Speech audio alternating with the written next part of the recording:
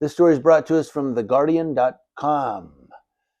So this one's a couple days old. Sometimes I wait a couple days to give you a story because I want to see if there's going to be an update. And this one, man, there were updates coming. This is the most current one here. I believe it said 14 hours ago. But a day after New York Representative George Santos, your favorite and mine, pleaded not guilty to charges in the United States, he signed an agreement. So a day after he pled not guilty to the charges, he signs an agreement with public prosecutors in Brazil to avoid prosecution for forging 2 stolen checks in 2008. Now, his lawyer in Brazil, Yonimar Vasconcelos, told the Associated Press in a text message, "What would have been the start of a case was ended today. As such, my client is no longer the subject of any case in Brazil," because he signed an agreement. Asked about the details of the non-prosecution agreement, Vasconcelos demurred, citing the fact the case proceeded under seal. The Public Prosecutor's Office of Rio de Janeiro state also declined to comment.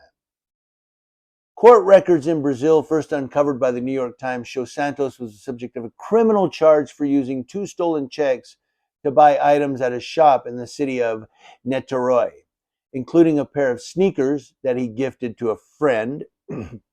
At the time, Santos would have been 19. The purchase totaled 2,144 Brazilian reais. I don't know how to say that. Then equal to about $13.50 in US dollars. According to the charge, prosecutors filed in 2011. Now, those charges followed an investigation that was opened in 2008, and Santos' signed confession, where he admitted to having stolen the checkbook of his mother's former employer from her purse and making purchases, including purchases in the store, and recognizing the fraudulent checks as those he had signed. And that's according to court documents reviewed by Associated Press. Now, a judge accepted the charges against Santos in 2011, but subsequent subpoenas for him to appear personally or present a written defense went unanswered. And with authorities repeatedly unable to determine his whereabouts, the case was suspended in 2013. That changed after he won a U.S. congressional seat, and the subsequent flurry of media attention focused on his dubious credentials. Rio de Janeiro, prosecutors then petitioned to reopen the case. Now, according to the terms of the non-prosecution agreement, Santos will pay about $5,000 US, with the majority going to the shopkeeper who received the bad checks and the remainder to charities, newspaper Folha de Sao Paulo reported, without saying how it obtained the information. Santos attended the meeting virtually. Resolution of the case removes the possibility Santos might have been obliged to travel to another country to resolve pending charges. That could have been complicated after he was forced to surrender his passport after recent charges in the United States. So this guy was a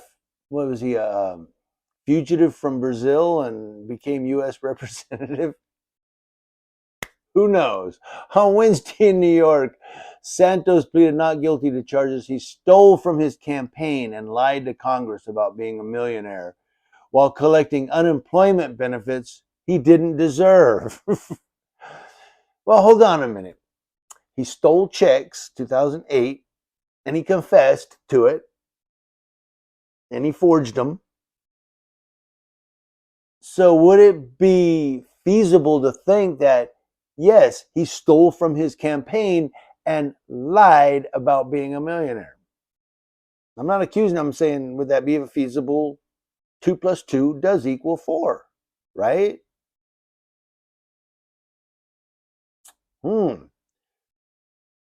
So I'm still, unless some of you have updates at this time, I'm still waiting to see what's going to happen with the U.S. charges.